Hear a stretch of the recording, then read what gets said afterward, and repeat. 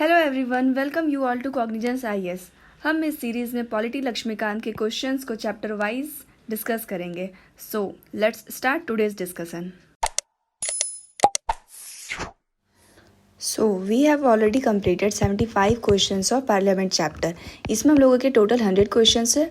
तो 75 क्वेश्चंस को जब हम लोगों ने पढ़ा तो हम लोगों ने इसके इंपॉर्टेंट टर्म को भी देखा।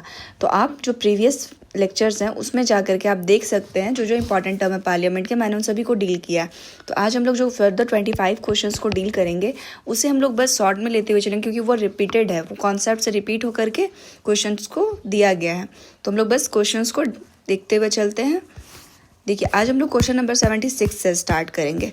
तो आपने अगर प्रीवियस वीडियोस को नहीं देखा है तो आप प्लेलिस्ट में जा कर के उन वीडियोस को देख सकते हैं। क्वेश्चन नंबर 76 हो जाएगा आज हमारा पहला क्वेश्चन। देखिए क्या है यहाँ पे, demand for grants can emanate only from. जो डिमांड ऑफ ग्रांट है उसको किस तरीके से निकाला जा सकता है, किस तरीके से वो आ सकता है। तो फर्स्ट है आपका द लीडर ऑफ अपोजिशन, तो लीडर ऑफ अपोजिशन के द्वारा। Second the executive. थर्ड है हमारा the chairman of estimate committee. And D है हमारा any member who is not a member of ruling party, कोई भी ऐसा मेंबर जो कि रूलिंग पार्टी का मेंबर नहीं है। तो हमें ये पता है कि जो डिमांड ऑफ ग्रांट है वो एग्जीक्यूटिव अथॉरिटी के द्वारा निकाला जा सकता है या वो उससे जुड़ा हुआ है। तो यहाँ पे हमारा ऑप्शन बी करेक्ट हो जाएगा। क्वेश्चन नंबर 76 देखते हैं। देखिए यहाँ पे डिमांड ऑफ ग्रांट क्या होता है, ऐसा जो भी कॉन्सेप्ट है ये मैंने पहले ही डिस्कस कर लिया। तो आप प्लीज़ वीडियो को देख लीजिए, प्रीवियस वीडियोस को, अगर आपको कॉन्सेप्ट समझने में कोई भी प्रॉब्लम हो तो। Question number 77, match list 1 with list 2 and select the correct answer using the codes given below. तो लिस्ट 1 को आपको मैच कराना लिस्ट 2 से। लिस्ट 1 में आपको ग्रांट के बारे में दिया हुआ है, लिस्ट 2 में मीनिंग के बारे में दिया हुआ है। तो लिस्ट 1 में है वोट ऑन अकाउंट।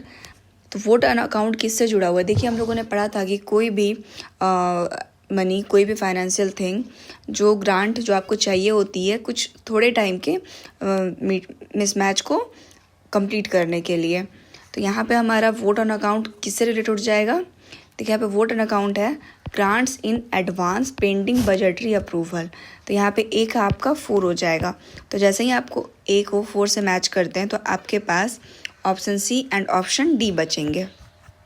आपके ऑप्शन बी और ऑप्शन ए एलिमिनेट हो जाएंगे। बी है हमारा वोट ऑन क्रेडिट।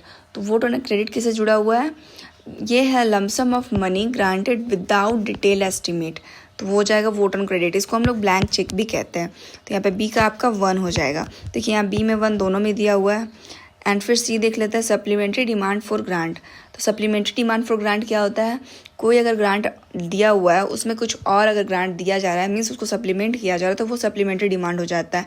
तो यहाँ पे आपका बी इससे मैच करेगा, additional expenditure not covered in approved budget. जो अप्रूव्ड बजट में कवर नहीं किया गया था वो एडिशनल एक्सपेंडिचर। तो आप सी को इससे मैच करा सकते हैं। एंड डी हमारा एक्सेस डिमांड फॉर ग्रांट। तो यहाँ पे आपका 3 हो जाएगा, amount spend in excess of the grant. देखिए यहाँ पे अगर आप इसको देखेंगे तो कॉमन सेंस है, मीनिंग को मिला करके मैच कर सकते हैं डी को 3 से। तो यहाँ पे हमारा ऑप्शन सी करेक्ट हो जाएगा। क्वेश्चन नंबर 78 देखते हैं। What is meant by 0 hour. तो 0 आवर होता क्या है, फर्स्ट हमारा exact time when the question hour ends.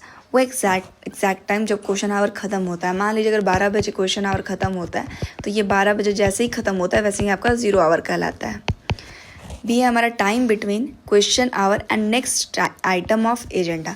वो टाइम जो क्वेश्चन आवर और नेक्स्ट एजेंडा के बीच का ये टाइम पीरियड होता है वो। सी है हमारा time allotted for informal discussion between 2 stage of discussion on a bill.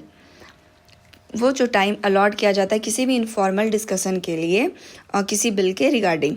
D है हमारा specific time allotted for discussion on budget. कोई स्पेसिफिक टाइम जो अलॉट होता है बजट के डिस्कशन के लिए। तो यहाँ पे देखिए ये तो आपका होगा नहीं, बजट के लिए कोई स्पेसिफिक टाइम अलॉट हो उसको 0 आवर नहीं कहते। 0 आवर को आप आराम से देख सकते हैं, या तो वो ए होगा या बी होगा। तो यहाँ पे 0 आवर होता क्या है कि जब भी क्वेश्चन आवर जैसे ही ख़त्म होता है वैसे ही जो नेक्स्ट एजेंडा होता है उसके बीच के ड्यूरेशन को 0 आवर कहा जाता है। तो यहाँ पे आपका ऑप्शन बी करेक्ट हो जाएगा। Question number 79, which of the following regarding the Rajya Sabha correct. Rajya Sabha के रिगार्डिंग कौन सा स्टेटमेंट यहाँ पे करेक्ट है। फर्स्ट हमारा it is not subject to dissolution.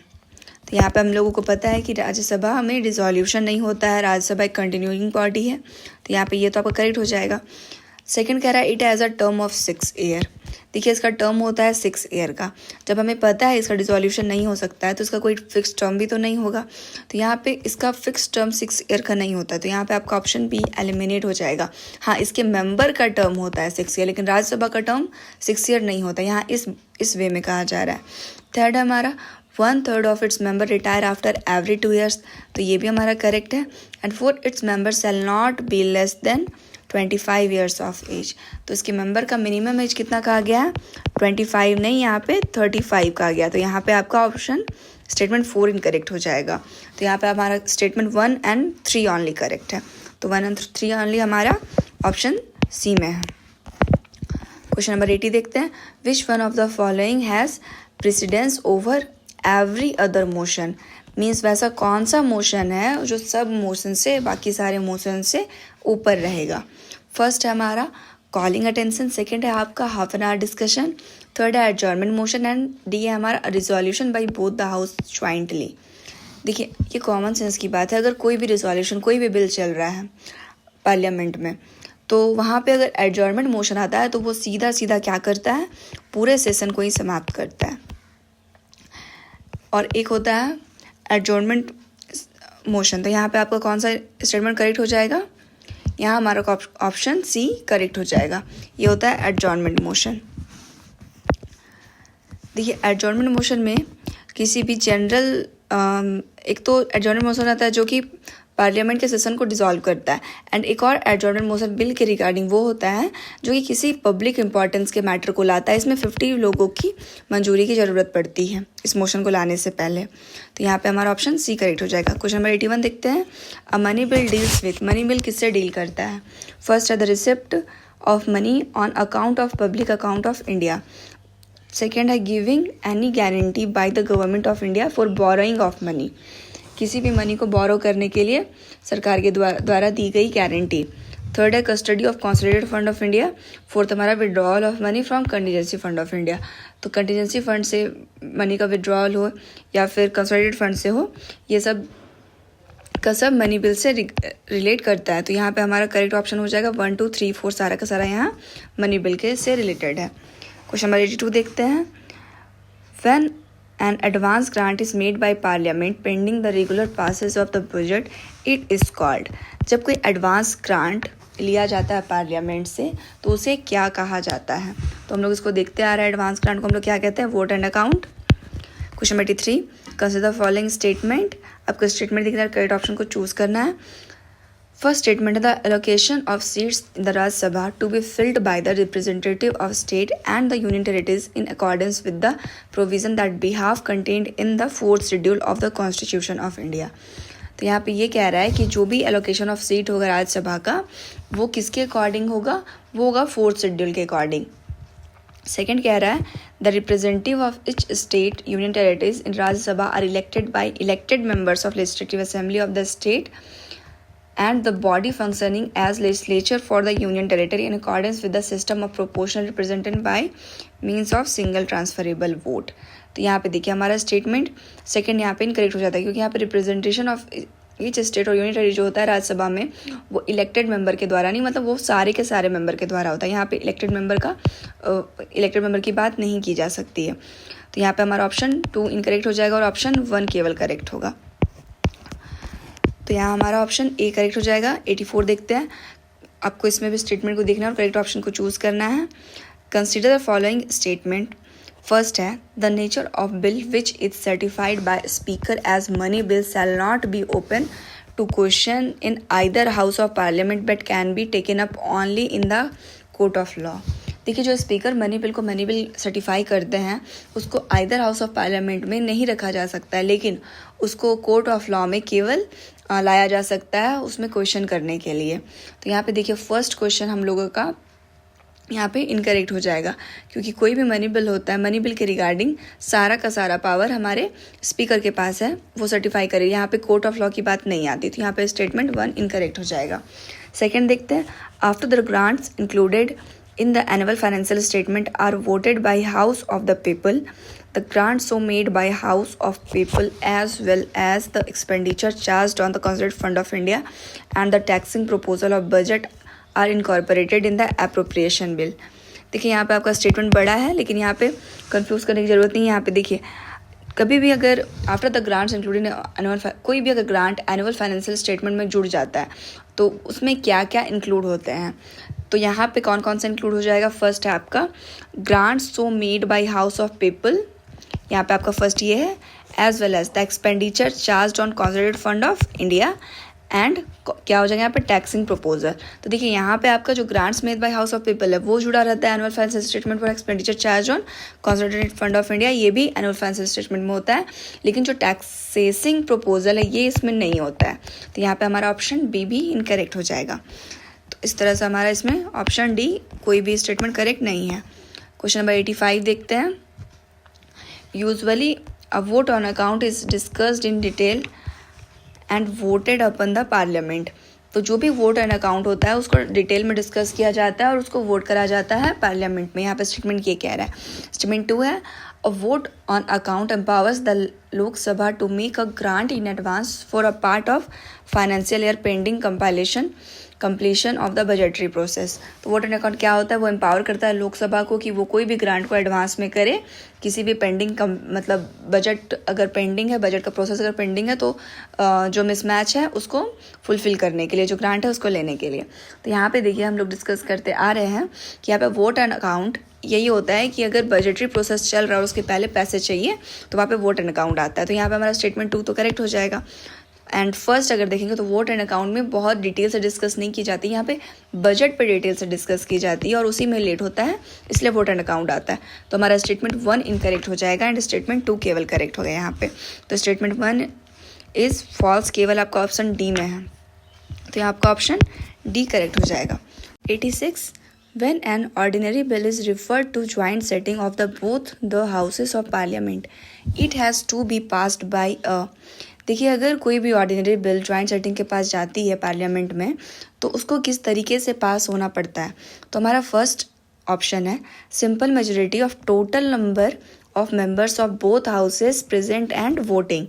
वो टोटल नंबर जो कि दोनों हाउस के लोग वहाँ पे प्रेजेंट होते हैं और वोट करते हैं.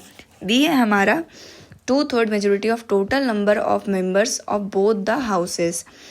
थर्ड हमारा simple majority of total number of members of both the houses. And D है हमारा 2/3 majority of total number of members of both the houses present and voting. तो देखिए यहाँ पे 2/3 मेजोरिटी तो होती नहीं, यहाँ पे जो भी होती है सिंपल मेजोरिटी होती है. तो यहाँ पे हमारा करेक्ट ऑप्शन हो जाएगा. आप बी को और डी को एलिमिनेट कर दीजिए सीधा. तो यहाँ पे होता है ये कि सिंपल मेजोरिटी होती है वो टोटल मेंबर ऑफ हाउस जो कि वहाँ पे प्रेजेंट होते हैं और वोट करते हैं. तो यहाँ पे हमारा ऑप्शन ए करेक्ट हो जाएगा. क्वेश्चन नंबर 87 देखते हैं. Consider the following statement with respect to Rajya Sabha. तो राज्यसभा के रिस्पेक्ट में कौन सा स्टेटमेंट यहाँ पे करेक्ट है. ए हमारा मीन्स फर्स्ट स्टेटमेंट है the origin of Rajya Sabha can be traced back to 1919 when it pursuance to the government of India act 1919. A second chamber known as a council of state was created. देखिए इसको 1919 में जब council of India act 1919 आया था उस समय से trace back किया जा सकता है जबकि काउंसिल ऑफ स्टेट क्रिएट किया गया था. सेकेंड है आपका the Rajya Sabha has special power to declare that it is necessary and expend it in the national interest that parliament may make laws with respect to matter in the state list. तो राज्यसभा के पास special power है कि वो parliament को कहे कि किसी भी स्टेट लिस्ट के इंपॉर्टेंट मैटर में, नेशनल इंटरेस्ट के मैटर में वो लॉ बनाए. तो यहाँ पे सेकंड तो हमारा करेक्ट है. एंड देखिए फर्स्ट एक फैक्ट बेस्ड क्वेश्चन है तो आप ऐसे क्वेश्चंस को छोड़ सकते हैं, यहाँ पे पूरा फैक्ट दिया हुआ है, लेकिन यहाँ हमारा फर्स्ट भी ऑप्शन करेक्ट है. तो यहाँ हमारा ऑप्शन सी करेक्ट हो जाएगा. क्वेश्चन नंबर 87 देखते हैं. Charge expenditure upon consolidated fund of India. तो जो चार्ज एक्सपेंडिचर होता है कंसोलिडेटेड फंड ऑफ इंडिया में उसके बारे में आपको बताना है. फर्स्ट आपका is submitted to the vote of the parliament. वो पार्लियामेंट के समक्ष वोट के लिए रखा जाता है. B it is not submitted to the vote of the Rajya Sabha. Rajya Sabha के समक्ष वोट के लिए नहीं रखा जाता है. And it is not submitted for the sanction of the president. वो प्रेसिडेंट के सैंक्शन के लिए नहीं रखा जाता है. एंड डी हमारा it is not submitted to the vote of the parliament, उसको पार्लियामेंट के सामने वोट के लिए नहीं रखा जाता है। तो पहले हम लोग देखते हैं चार्ज एक्सपेंडिचर क्या होता है। देखिए चार्ज एक्सपेंडिचर में वो सारे कुछ आ जाते हैं जो कि नॉन वोटेबल होते हैं पार्लियामेंट के द्वारा। तो यहाँ तो हमारा ऑप्शन डी करेक्ट हो जाएगा। तो चार्ज एक्सपेंडिचर में अगर कुछ चीज़ों को देखें तो यहाँ पे आपका आ जाएगा, जैसे कि सैलरी अलाउंस होता है जो आपका प्रेसिडेंट का या फिर सुप्रीम कोर्ट के जज का सैलरी अलाउंस और रिटायरमेंट पेंशन वगैरह होता है, वो सारा चार्ज एक्सपेंडिचर में हो जाता है। तो यहाँ पे चार्ज एक्सपेंडिचर का मतलब ये होता है कि उसको कम नहीं किया जा सकता है पार्लियामेंट के द्वारा। क्वेश्चन नंबर 89 देख लेते हैं। No tax shall be levied on collected except by the authority of law. किसी भी टैक्स को लगाया या कलेक्ट नहीं किया जा सकता है इसको छोड़ के, मीन्स अथॉरिटी ऑफ लॉ को छोड़ के। तो इसमें इसके बेसिस पे कौन सा आर्टिकल कॉन्स्टिट्यूशन में प्रोवाइड किया गया आपको ये बताना है। तो यहाँ पे 4 आर्टिकल दिया हुआ है, कंप्लीट फैक्ट बेस्ड क्वेश्चन है। लेकिन यहाँ पे हम लोग कॉमन सेंस लगा सकते हैं थोड़ा सा कि no tax shall be levied or collected except by the authority of law. जब तक लॉ ना कहे तब तक कोई भी टैक्स को लगाया या हटाया नहीं जा सकता है। तो यहाँ पे अगर हम लोगों ने देखा होगा तो यहाँ पे आर्टिकल आपका 265 परेट हो जाएगा इसके रिगार्डिंग। लेकिन अगर 209 को देखें तो यहाँ पे ये कहता है कि सभी स्टेट को यूटिलाइज करना चाहिए उसका एग्जीक्यूटिव पावर को। एंड यहाँ पे आर्टिकल 256 कहता है, यहाँ पे आर्टिकल 209 ये कहता है कि रेगुलेशन होना चाहिए लॉ का लेजिस्लेचर में किसी भी फाइनेंशियल बिजनेस से रिलेट करके। एंड सी हमारा बी क्या हो जाएगा, आर्टिकल 215 यहाँ पे ये कहता है, यहाँ पे हाई कोर्ट के रिगार्डिंग बात करता है कि हाई कोर्ट के पास वो पावर होती है कि उसको अपना रिकॉर्ड को रखना है और साथ साथ में अपने पावर को यूज़ करना है अगर उसका कंटेम्प्ट होता है तो यहाँ पे तो इसको आप आराम से एलिमिनेट कर सकते हैं। एंड आर्टिकल 256 किसके बारे में बात करता है, ये भी कहता है कि एवरी स्टेट के पास उसके एग्जीक्यूटिव के पास उसके पास पावर होना चाहिए कि वो अपने फाइनेंशियल बिजनेस को अच्छे से यूटिलाइज कर सके। तो यहाँ पे स्टेट के रिगार्डिंग बात आती है। तो यहाँ पर हमारा करेक्ट ऑप्शन डी है। क्वेश्चन नंबर 90 देखते हैं। The estimate of expenditure from the consolidated fund of India included in the budget and required to voted by the Lok Sabha and submitted in the form of। जो estimate होता है expenditure का consolidated fund of India में जो कि budget को भी include करता है और लोकसभा में वोट किया जाता है, उसको किस तरह से सबमिट किया जाता है लोकसभा में। फर्स्ट हमारा चार्ज एक्सपेंडिचर के तौर पे, बी हमारा कैपिटल बजट के रूप में, सी हमारा डिमांड फॉर ग्रांट्स के रूप में या रेवेन्यू बजट के रूप में। तो यहाँ पे देखिए आप कैपिटल बजट और रेवेन्यू बजट को यहाँ पे एलिमिनेट कर सकते हैं। ए हमारा charge expenditure and B C है हमारा डिमांड ऑफ ग्रांट। तो यहाँ पे हमारा करेक्ट ऑप्शन हो जाएगा कि जो भी होता है demand consolidated fund of India से उसको लोकसभा में सबमिट किया जाता है as a demand for grant. इसको हम लोगों ने बार बार चैप्टर में देखा भी है। तो हमारा करेक्ट ऑप्शन सी हो जाएगा। क्वेश्चन नंबर 91 देखते हैं। The questions asked orally after the question hour in the house is called. तो वो सारा क्वेश्चन जो कि ओरली पूछा जाता है क्वेश्चन आवर के बाद, मीन्स क्वेश्चन आवर में कुछ क्वेश्चंस किए गए उसके बाद अगर कुछ क्वेश्चन पूछा जाता है तो वो किसके तहत आएगा। तो यहाँ पे देखिए वो आ जाएगा आपका सप्लीमेंट्री क्वेश्चन के अंदर, क्योंकि सप्लीमेंट्री क्वेश्चन में अगर कोई क्वेश्चन पूछा गया है उसके बाद वो ओरली जवाब आता है। देखिए स्टार्ट क्वेश्चन होता है, उसके बाद इसी के बाद होता है सप्लीमेंट्री क्वेश्चन। तो फर्स्ट स्टार्ट क्वेश्चन पूछा जाएगा आपको, देन उसका सप्लीमेंट्री क्वेश्चन आएगा और ये सप्लीमेंट्री क्वेश्चन आता है आपका क्वेश्चन आवर के बाद। यहाँ पे ऑप्शन ए करेक्ट हो जाएगा। एंड एक शॉर्ट नोटिस क्वेश्चन है, ये भी ओरली होता है लेकिन इसमें मिनिमम 10 दिन का नोटिस देना पड़ता है। और एक होता है अनस्टार्ट क्वेश्चन, इसके लिए तो रिटर्न में आपको आंसर करना होता है। क्वेश्चन नंबर 92 देखते हैं। The economic cut motion six to reduce the proposed expenditure of demand for grant by. जो इकोनॉमिक कट मोशन है वो कितना मतलब किस तरह से कितना एक्सपेंडिचर को कम करता है। फर्स्ट हमारा रुपी फॉर 100, बी हमारा ₹1, सी हमारा अस्पेसिफाइड अमाउंट एंड डी हमारा एन अनस्पेसिफाइड अमाउंट। तो यहाँ पे तो डी हमारा इनकरेक्ट हो जाएगा। यहाँ पे देखिए इकोनॉमिक कट मोशन होता है वो एक स्पेसिफाइड अमाउंट को कट करता है। तो यहाँ पे हमारा ऑप्शन सी करेक्ट हो जाएगा। क्वेश्चन नंबर 93 देखते हैं।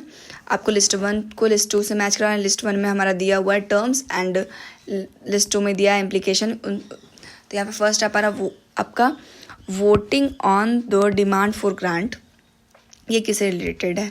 तो जो voting on demand of grant होता है यहाँ पे अभी हम लोगों ने देखा वो बजट से रिलेटेड। तो यहाँ पे हमारा एक आप 4 से मैच करा सकते हैं। तो यहाँ पे हो जाएगा इनैक्टमेंट ऑफ बजट। तो ए में 4 कहाँ पे है, केवल ऑप्शन 1 में, तो यहाँ पे हमारा ऑप्शन 1 करेक्ट हो जाएगा। तो यहाँ पे बजट किससे रिलेटेड हो जाएगा? देखिए यहाँ पे बजट है an instrument of socio economic change,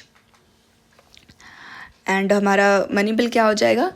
prior consent of the president. C का क्या है हमारा? सी का है 1। मनी बिल को प्रायर कंसेंट चाहिए होता है प्रेसिडेंट का। एंड डी हमारा चार्ज एक्सपेंडिचर, वो होता है not subject to vote on the of the parliament. ये हम लोगों ने अभी देखा था। क्वेश्चन नंबर 94 देखते हैं। Pending the passage of financial bill in the parliament the provisional collection of taxes act 1931 empowers the government to collect taxes for a period of. देखिए जो 1931 टैक्सेस एक्ट है फाइनेंशियल बिल में, उसमें parliament empower करती government को कि वो कितने दिनों तक के लिए टैक्स ले सकते हैं। तो हमारा करेक्ट ऑप्शन हो जाएगा। एक फैक्ट बेस्ड क्वेश्चन आप ऐसे क्वेश्चन को कराते हैं तो आप यहाँ पे इसको स्किप कर सकते हैं। यहाँ हमारा करेक्ट ऑप्शन हो जाएगा ऑप्शन सी। देखते हैं question number 95। The consolidated fund of India is made of. तो कॉन्सोलिडेटेड फंड ऑफ इंडिया किससे किससे मिलकर बना हुआ है? तो ए हमारा the excise duties and the income tax, B हमारा the income tax and corporate tax, C हमारा the money raised from all loans, and D हमारा all revenues receipt of the government of India. तो यहाँ पे देखिए हमारा ये सारा का सारा रेवेन्यू रिसिप्ट होता है जो गवर्नमेंट ऑफ इंडिया के द्वारा दिया जाता है, मीन्स गवर्नमेंट ऑफ इंडिया का होता है। तो यहाँ पे हमारा ऑप्शन डी करेक्ट हो जाएगा। क्वेश्चन नंबर 96 देखते हैं। A grant provided by parliament in respect of estimate expenditure for the part of the ensuring financial year pending the regular budget of the budget is called. देखिए यहाँ पे बोल रहा है जो ग्रांट प्रोवाइड किया जाता है पार्लियामेंट के द्वारा किसी भी एस्टिमेटेड एक्सपेंडिचर में, तो वो किस तरह का पार्ट होता है जो कि पेंडिंग होता है रेगुलर पासेस ऑफ बजट से पहले। तो इसको हम लोग अभी हम लोगों ने इस क्वेश्चन को कई बार सॉल्व किया। इसमें बस वही पूछ रहा है कि बजट अगर पेंडिंग है, प्रोसेस में है, तो उसके पहले किस तरह का ग्रांट पास किया जाएगा। तो यहाँ पर हमारा correct option vote on account है। क्वेश्चन नंबर 97 देखते हैं।